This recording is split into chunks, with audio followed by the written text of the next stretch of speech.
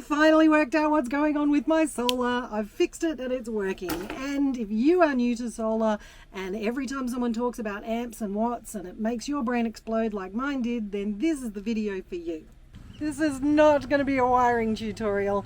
This is going to be what I bought, why I bought it after all the advice that I got, how it all fits together and why you need those components, what you're actually going to need if you're doing it for yourself, and some of the stupid stuff that I did along the way. In this video, I'm going to explain the whole system, but I'm going to do it in a way so that if you're trying to put something together, you can do that. And the way we're going to do that is by not starting here. The first thing that I'm going to talk about, most people on the internet are not talking about until you get talking to the professionals, and it makes it virtually impossible to set up a system that you want if you don't get this right. Then I've got 7 other big things to talk about after that. So if you hang on to the end, you'll have a really good handle on how to get your solar sorted for yourself. And just quickly, there's no sponsorship going on here. This is just what I bought and why I bought it. So let's get into it. Number 1, what it is actually working out what you want to run so that you can build everything else around it. And then you're never going to be worried about running out of power because you've had too many cups of coffee. Frankly, this is really hard because particularly if you're new to van life, you're going, I don't know what I need. I've never been on the road before. I don't know what I'm going to want to run in this. I've had 2 vans before this one, but when I got to this one, it's like, I don't actually know what I want to run. Things that I've never run before or even considered running before, I've actually got in there now. And that's because I actually sat down and worked out how much power I needed to do the things that I wanted to do. I've made a whole video on this, so if you go and check that out, it'll show you how I actually went about it. And now that I'm editing the actual video, I just wanted to add that if you go on the forums and you look on the internet or you ask a question and you go, hey, I've got a van, how much power do I need? Everyone is going to give you a lot of advice. There's a ton of advice, but the thing about it is some people are actually, running a butane cooker and all they want to do is charge their phone, and some people are doing what I'm doing, which is like running a still and, making coffee and doing all kinds of other things. When people are giving you advice on the internet about what you should get, just go back and have a think about, do they have any clue about what I'm actually running here, or do I have any clue about what I'm running here? Because unless you get that bit right, you can't get the other bits right. Next step, batteries. This is where the power is actually stored. It comes from the solar panels and it gets stored in here. And so what you need to do is find the right batteries to suit your purpose and the right size of batteries to be able to run all the things that you want to do. I'll tell you a little bit about batteries and I'll tell you why I picked mine. The bus had 2 100 amp hour AGM batteries when I got it, and they just weren't cutting it.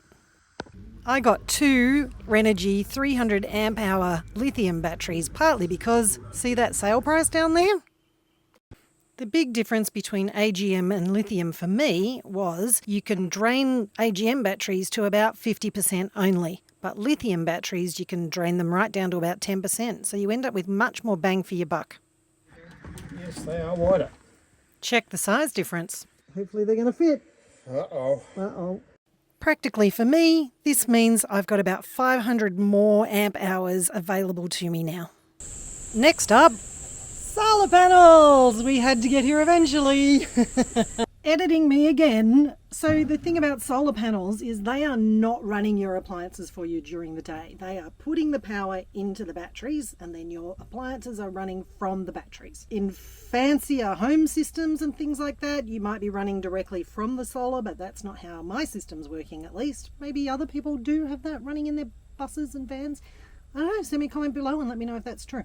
So the idea here is you have enough power in your batteries to be able to run all of the things that you want to run, and then you have enough solar panels to be able to keep those batteries topped up. The other thing you need to consider is the weather.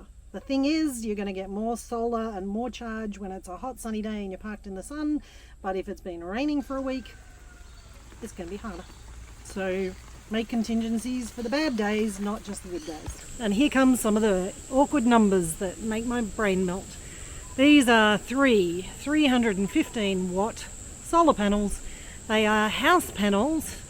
They cost me like 20 bucks each. Apparently people who install solar are trying to get rid of these things. It's actually really hard to get rid of them. And I have a really, really cool feature that I haven't seen on anybody else's videos. about what I've done with these solar panels to make sure that everything's working great when it's cloudy and not burning my van down when it's not. You want to come find out what? Come down here. It's really bad climbing ladders in a dress. It's a stupid idea. I'll show you that nifty feature a little bit later. Come with me. At least if I fall down because I'm climbing a ladder in gumboots and a dress, we'll get the footage. If I do that, please like and subscribe or something.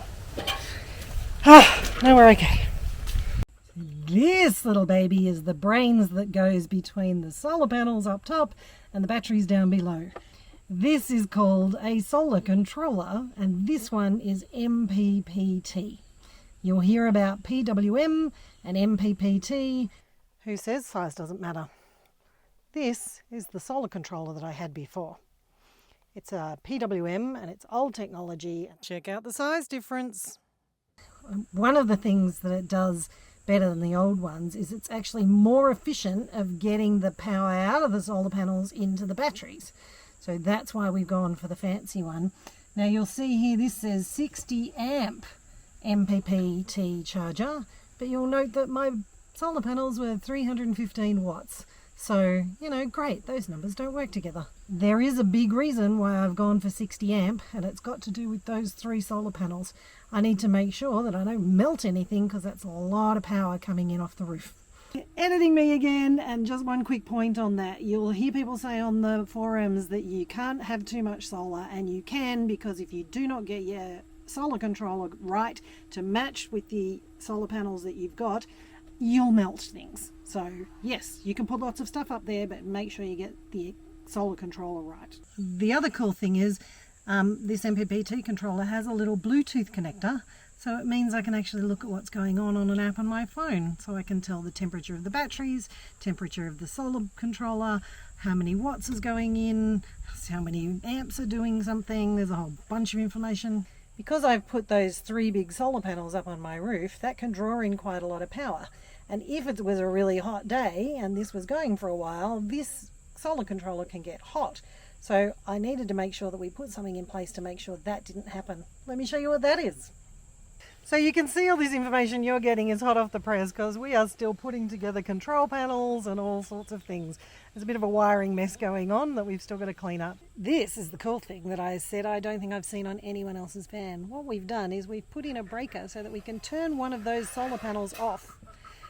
Basically, if it's a stinking hot day and there's full sun and there's a lot of solar coming in there, I've already got the batteries full, I can slow it down so things don't overheat. But if it's been raining for 3 weeks and you're not getting much solar in every day, then I can add an extra solar panel, and it means I'm going to be more efficient filling my batteries up when I don't have as much sun. Pretty cool, eh? So down here are my batteries, and connected to my batteries is this little number, which is a battery monitor and shunt. Now, I wouldn't have thought I'd need one of these because that big MPPT controller has got a display on it that tells you all kinds of fun things, but it turns out there's a fatal flaw in that, and this battery monitor and shunt tells me more information than that great big gigantic thing. Now here's what's going on. Perhaps I should have told you about the inverter first. Hang on, let's go back for a sec. So if you've seen my van tour, you'll know that I have a Murphy bed in this van, and this is the bed folded up at the moment, and so my batteries are stored underneath my bed over here. That's my batteries and the battery monitor that I was telling you about. And over here, can you see? Yeah, come here. But down this end is my 3000 watt inverter. What an inverter is, it means I can plug 240 volt things into a 240 volt power board, and it will draw the power from the 12 volt battery. So there's a whole lot of conversion going on in there. I've child locked it. Shit, how do I stop that? Oh no! This is a nifty little switch that I can turn that inverter on and off. I got a 3000 watt inverter because I've got a 1200 watt microwave. Oh, that was more than I thought. And I've got a 2000 watt induction cooker. A lot of those things, particularly with a heating element, actually use a lot more power than it says on the label while they're heating up, and then they settle into whatever they say on the label. So if I tried to heat up a 2000 watt induction plate on a 2000 watt inverter, it might beep at me and go, nope, I'm not doing this, this is too much for me. So I wanted to make sure that at 3000 watts I had plenty of extra space there just in case. This is the battery monitor and shunt. It's a little tiny thing, but it's giving me more information than that big gigantic thing over there. And the reason, the additional information that it's giving me is that it's telling me what's being used through the inverter. The numbers on here though are the balance of what's going on. Whatever solar is coming in minus whatever power I'm using. And so right at this moment, it's telling me I'm using minus 10 amps. And the reason for that will be there's not much solar coming in because it's getting late in the afternoon, but I do have the inverter on, I do have my Starlink on, so there's power being used at the moment, and this is giving me the information that I need to go, oh, I need to stop charging things now because there's no solar power left. This is actually incorrect right at this moment because I broke one. Because of my cable management situation going on here at the moment, I actually was moving one of these around too much and I had to go and buy another one because I broke some wires on it, which was not very good. Don't do that. I promise this wasn't a wiring tutorial. All I'm saying about this is the right cables matter. Sometimes you need really fat ones. Apparently electricity doesn't like skinny wires when you're running big loads. You are also going to need fuses and breakers and bus boards and all kinds of things in the right place. Get advice about this. I sure did. All of this stuff is expensive, but much cheaper than burning your van to the ground and maybe getting hurt. This is still a mess because I'm off to the professionals for final checks to make sure every inch of this is safe before it gets neatly packed away. Number 8 is other ways that you can charge those batteries as well. So we're talking about solar here, but you can drive your van and have that, your alternator, charge your batteries. You can get other plug-in solar panels. There's probably other things that you can do as well. Battery chargers that you can plug in when you're on a park up. All kinds of things. So have a look at other alternatives for emergencies as well. So I've resisted the urge in this video to get really technical about the watts and the amps and all the other bits and pieces. But if you are looking to get into more detail about that, but in a easy beginner's way, let me know and maybe I'll put another video together for people who want to do that. In the meantime, next week, I'm going to start showing you how I've started to rip my bathroom apart because that's going to make this place much more homely and fabulous. See you next week.